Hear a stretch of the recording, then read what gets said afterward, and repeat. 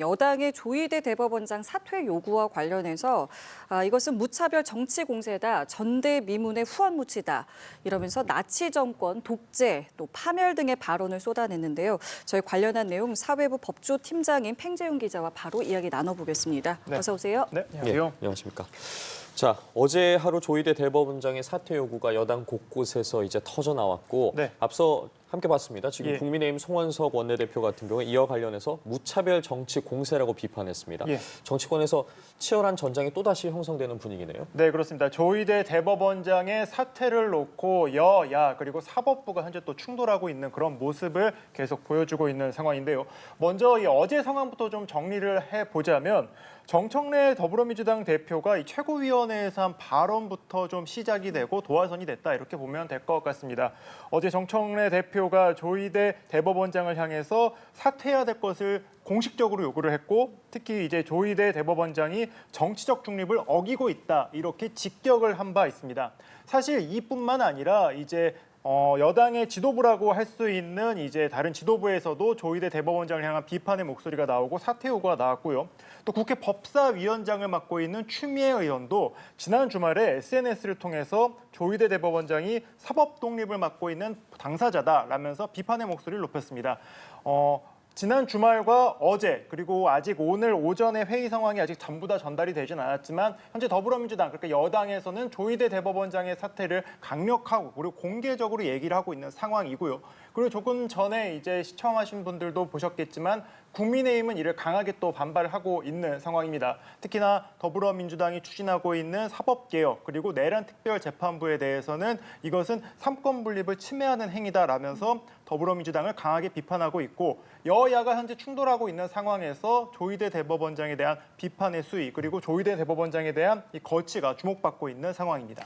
그러니까 지금 말씀하신 여러 이유로 사퇴 요구를 하고 있는데 예. 지금 또 이 부분도 좀 주목이 되고 있는 게 지난주에 전국 법원장 회의 있었잖아요. 네. 이것과 관련해서도 지금 여당에서는 압박을 하는 어떤 배경으로 쓰고 있다라는 분석이 좀 나오고 있는데 관련해서는 어떻게 좀 볼 수 있겠습니까? 네, 그렇습니다. 이 충돌의 좀 배경을 하나씩 좀 짚어볼 필요가 있는데요. 지난주 금요일이었죠. 지난주 금요일 날 이날이 법원의 날이라고 법원에서의 이런 의미 있는 행사가 있는 날이기도 합니다. 예. 근데 이날 전국 법원장들이 이 법원의 날 행사와는 별개로 대법원에 모여서 회의를 했습니다. 임시 전국 법원장 회의를 했는데 이 법원장 회의라는 것에 대한 성격을 좀 설명을 해드리자면 이 법원장 회의가 법원의 중요한 일, 특히나 사법부의 정책적으로나 이 주로 외부에 있었던 이제 사법부를 공격한 일 등 중요한 일이 있을 때마다 소집이 되는 회의인데 이 회의가 지난주 금요일 날 소집이 됐습니다.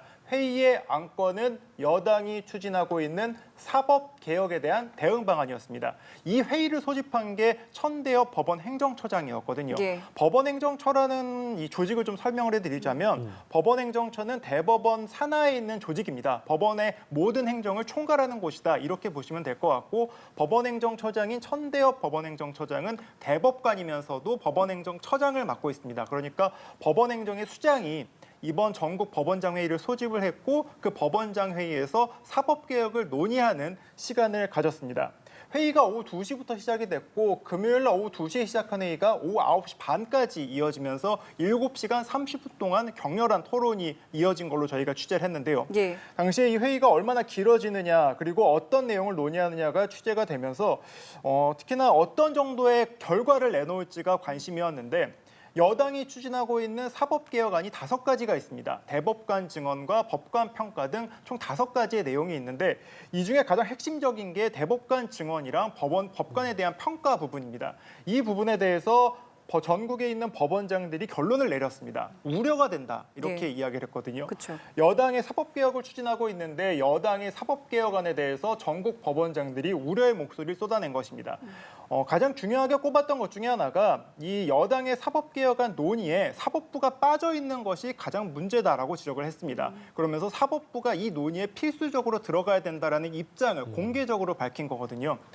전국의 법원장들이 모여서 여당이 추진하고 있는 사법개혁안에 대해서 이야기를 한 것도 주목을 받았는데 거기에 여당의 정책에 대한 반대 목소리까지 집단적으로 냈기 때문에 예. 아무래도 여당 입장으로서는 이 전국 법원장 회의 이후에는 반응을 할 수밖에 없는 상황이었다. 이렇게 보시면 될 것 같습니다. 예, 지금 상황에 대한 갈등 배경에 대해서 하나하나 짚어주셨는데 네. 시간을 조금 앞으로 돌려보도록 하겠습니다. 사실 조희대 대법원장에 대한 사퇴 요구가 이번뿐만 네, 아니었습니다. 이번이 처음이 아니죠. 예, 지난 5월에 이제 선거법 파기환송 선고 당시에도 이제 여당에서 조희대 대법원장의 사퇴를 촉구한 바 있는데 네.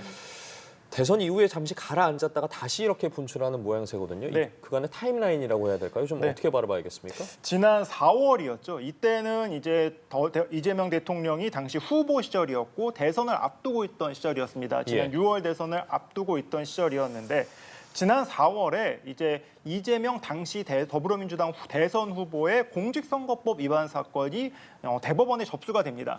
이 공직선거법 위반 사건이 당시 주목을 받았던 이유가 더불어민주당 이재명 당시 후보의 결과가 1심 결과는 징역형 집행유예가 나왔었고 2심은 무죄가 나왔던 상황이었습니다. 근데 아시다시피 선거법 사건 같은 경우에는 이제 100만 원 이상이 확정이 되면은 공직선거에 출마할 수가 없는 제한이 걸립니다. 근데 대선을 앞두고 당시 더불어민주당의 대선 후보가 공직선거법 위반 사건의 상고심 선고를 받는다는 것 자체만으로도 굉장히 주목을 받는 사안이었죠. 예. 그래서 대법원에 이 사건이 접수가 된 뒤에 흐름이 어떻게 진행되는지가 많은 물론 이제 사회부 법조팀뿐만 아니라 정치권에서도 많은 관심이 되던 사안이어서 저희 법조팀도 이 취재를 했던 게 기억이 나는데 당시 진행 상황이 평소 굴러가는 대법원 선고와는 좀 다른 양상으로 흘렀습니다. 매우 빠르게 진행이 됐었거든요. 네.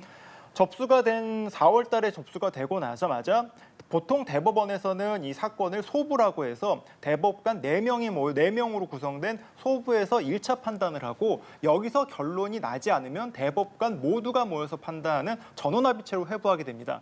이런 절차가 사실은 시간이 좀 걸립니다. 뭐 한 달 정도 걸릴 때도 있고 좀 더 길게 걸릴 때도 있고요. 그래서 대법원에서 2년, 3년씩 끌고 있는 사건을 보는 건 어렵지 않은 상황이기도 한데 당시에 조희대 대법원장은 이 사건이 대법원에 이제 소부에 배당이 되자 그 당일날 전원합의체 회부를 했습니다. 아무래도 심각성이 있었고 당시에 워낙 주목받고 있는 사건이기 때문에 전원합의체 회부를 한 것으로 그때는 해석이 됐었는데 이후의 속도도 매우 이례적으로 빨랐습니다. 그쵸. 그래서 결과적으로 말씀을 드리면은 대법원에 사건이 접수가 되고 34일 만에 선고가 됩니다. 그러니까 4월에 선고가 된 다음에 3월 말에 그러니까 대법원에 사건이 들어오고 5월 1일 날 선고를 했었거든요.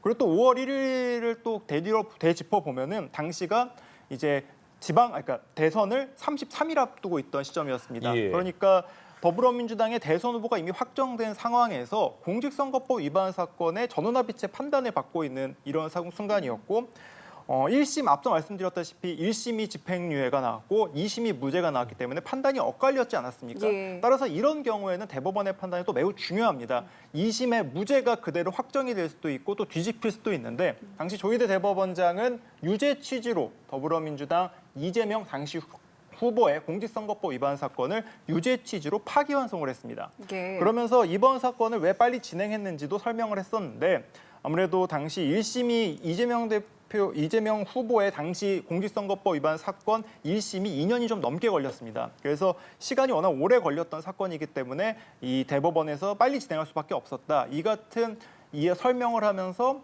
이제 공직선거법 사건을 유죄 취지로 파기를 하면서 이제 넘어갔고 당시에 또 이제 대선을 앞두고 있는 상황이었기 때문에 매우 정치적으로도 의미가 있었고 좀 민감했던 상황이었기도 했었습니다.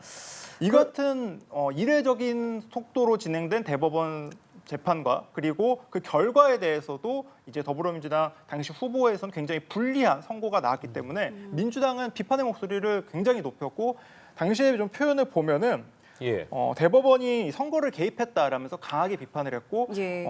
앞서 조희대 대법원장에 대한 비판 수위보다 좀 더 강한 정도의 수위가 와서 대법원 앞에 이제 더불어민주당 의원들이 와서 이제 비판의 목소리를 높이는 경우도 있었습니다. 이때도 탄핵 이야기가 나왔었던 상황이었습니다.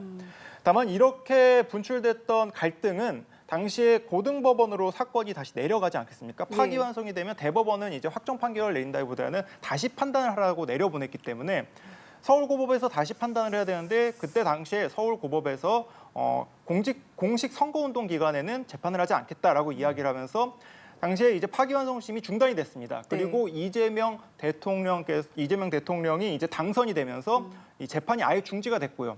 그러면서 이제 이 파기환송과 관련된 이야기에 대한 갈등은 잠시 말씀하신 것처럼 수면 아래로 가라앉았던 상황이었습니다. 그러다가 이번에 다시 사법개혁 이야기로 나오면서 대법원이 다시 한번 이제 더불어민주당의 이 사법개혁안에 대해서 반대하는 목소리가 나오자 이제 더불어민주당 입장에서는 지난 4월과 5월에 있었던 그 순간도 다시 떠올리면서 조희대 대법원장에 대한 사퇴 목소리를 높이고 있는 상황입니다. 그러니까 지금까지 여러 이제 상황들을 바탕으로 이제 저희가 배경까지 짚어봤는데 예. 어쨌든 지금 민주당에서 요구하고 있는 것은 그래서 조희대 대법원장 사퇴해라. 네. 그리고 우리는 추석 전까지 사법개혁을 할 거다라는 네. 것이고 근데 지금 대법원 그러니까 사실 조희대 대법원장 같은 경우 임기가 정해져 있는 상황이고 예, 그렇습니다. 말씀하신 것처럼 속도에는 또 우려를 표하고 있는 상황 아니겠습니까? 예.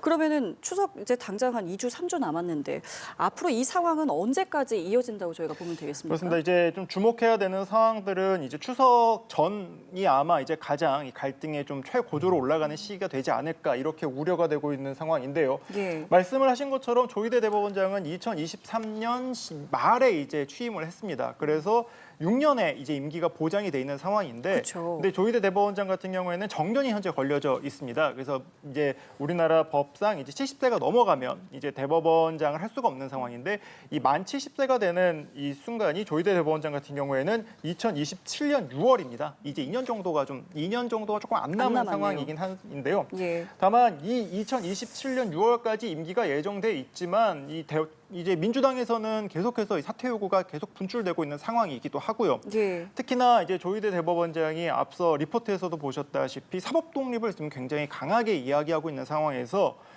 이 사법 개혁이 현재 추진되고 있기 때문에 아무래도 충돌할 수밖에 없는 상황입니다.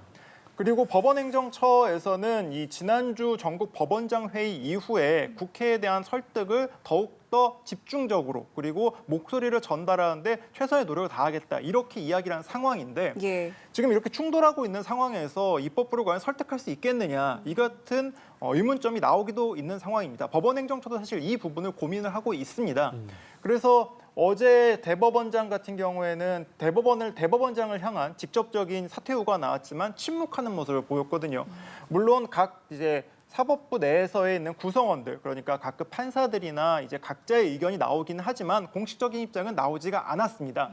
침묵하고 있는 모습을 보이고 있는 이유를 좀 취재를 해보니까 예. 아무래도 이런 고민의 지점이 있는 겁니다. 현재 입법부가 추진하고 있는 사법개혁에 대해서 사법부는 설득을 하고 본인들의 입장을 알려야 되는 상황인데 사실 지금 분위기에서는 이게 쉽지가 않겠죠. 그렇다고 해서 사법개혁이 추진되고 있는 상황에서 사법부가 목소리를 또 안 낼 수가 없는 상황이기도 하고요. 충돌하고 있는 지점에서 이 설득을 해야 되는 과제들이 현재 남아있기 때문에 아무래도 예. 시간적인 부분이 좀 고민이 될 것으로 보이고요.